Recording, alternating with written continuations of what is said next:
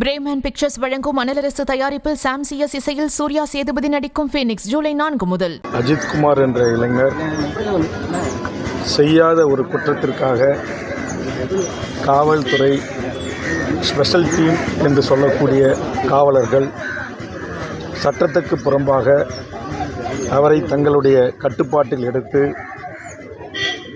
காவல் நிலையத்திற்கு அழைத்து செல்லாமல் தனிப்பட்ட இடங்களுக்கு அழைத்து சென்று அவரை மனிதநேயமற்ற முறையில் காட்டுமிராண்டித்தனமாக மிக மோசமாக தாக்குதல் நடத்தி அந்த தாக்குதலுக்கு உள்ளான அஜித்குமார் அவர்கள் அகால மரணமடைந்திருக்கிறார்.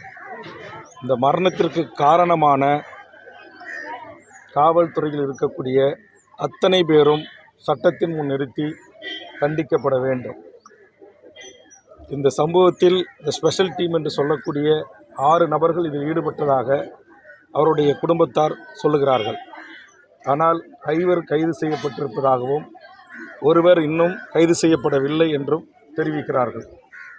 மேலும் சம்பந்தப்பட்ட காவல் நிலைய ஆய்வாளர் மீது இதுவரையிலும் எந்த ஒரு நடவடிக்கையும் எடுக்கவில்லை என்று அவருடைய குடும்பத்தாரும் உறவினர்களும் தெரிவிக்கிறார்கள்.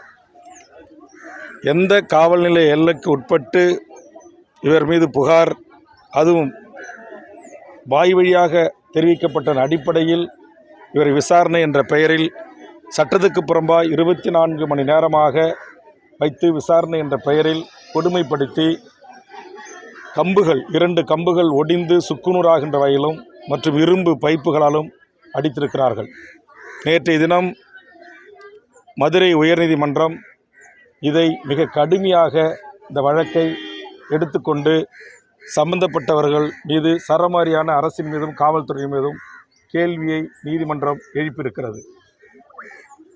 பொதுவாக தமிழ்நாட்டில் இதுபோன்ற காவல் நிலைய மரணங்கள், கஸ்டோடியல் டெத், பாலியல் ரீதியாக பெண்கள் விசாரணைக்கு அழைக்கப்பட்டு கற்பழிக்கப்படுவது போன்ற நிகழ்வுகளை தமிழக வாழ்வுரிமை கட்சி, மதுரையில் இருக்கிற மனித உரிமை கண்காணிப்பாளர் ஹென்றி டிபன் அவர்களோடு சேர்ந்து தமிழ்நாட்டின் பல்வேறு வழக்குகளை நாங்கள் எடுத்து நடத்தியிருக்கிறோம்.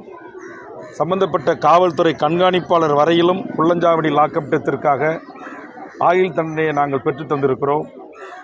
அதுபோன்று ஒரு காவல்துறை கண்காணிப்பாளரை அவர் செய்த மனித உரிமை செயல்பாட்டுகளுக்காக பணியிலிருந்து நாங்கள் அவரை டிஸ்மிஸ் செய்திருக்கிறோம். இதை செய்ததும் திமுக ஆட்சிதான், கலைஞர் தான் செய்தார்.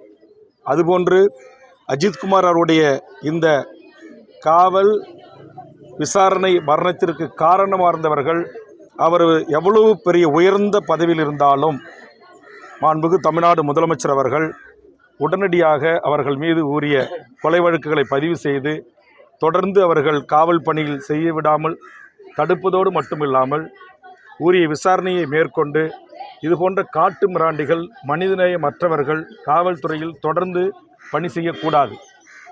இந்த காவலர்களுக்கு இப்படி இவர் மீது எந்த கேஸ் ஹிஸ்டரியும் கிடையாது. எந்த கொலை வழக்கு, வழிபறி, திருட்டு, ராபரி, பாலியல் வழக்கு எதுவும் இல்லாத ஒரு முதல் முறை குற்றம் சாட்டப்பட்டவர் தான், குற்றவாளி அல்ல.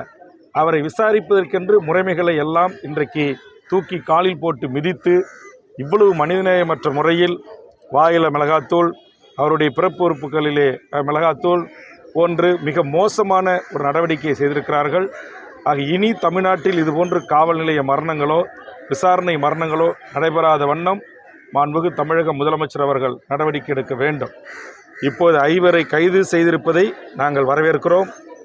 இதை சிபிஐக்கு விசாரணைக்கு உத்தரவிட்டிருப்பதை நாங்கள் வரவேற்கிறோம். கண்டிப்பாக சிபிஐ இது ஆண்டு கணக்கில் எடுத்துக்கொள்ளக்கூடாது. ஒரு 3 அண்ணா பல்கலைக்கழகத்தில் ஒரு பெண்ணுக்கு ஏற்பட்ட பாலியல் குற்றச்சாட்டு நிரூபிக்கப்பட்டு இன்றைக்கு எப்படி அவருக்கு ஆயுள் தண்டனை விதிக்கப்பட்டிருக்கிறதோ அதுபோன்று இந்த குற்றத்தை 3 மாத காலத்திற்குள் விரைவாக விசாரணை நடத்தி சாட்சி ஆதாரங்களை தயார் செய்து நேர்மையான முறையில் வழக்கை நடத்தி இந்த உண்மையான குற்றவாளிகள் யாராக இருந்தாலும் அவர்களுக்கு உச்சபட்ச தண்டனையை பெற்றுத்தர வேண்டும் தமிழக அரசு என்பதை நேரத்தில் வலியுறுத்தி, தமிழ்நாட்டில் காவல் மரணங்கள், லாக்அப் டெத்துக்கள், அதாவது விசாரணை கைதிகள் மரணம் போன்ற நடவடிக்கைகளில் தமிழக சட்டமன்றத்தில் நான் திமுக கூட்டணியில் இருந்தாலும் முதல் குரலாக எனது குரல் தான். இந்த 4 ஆண்டு காலத்தில் நடந்த துப்பாக்கிச் சூடுகள், காவல் நிலைய மரணங்களில் முதல் கவன ஈர்ப்பு தீர்மானமும் முதல் சட்டமன்றத்தின் குரலும் எனது குரலாகத்தான் இருந்து வந்திருக்கிறது.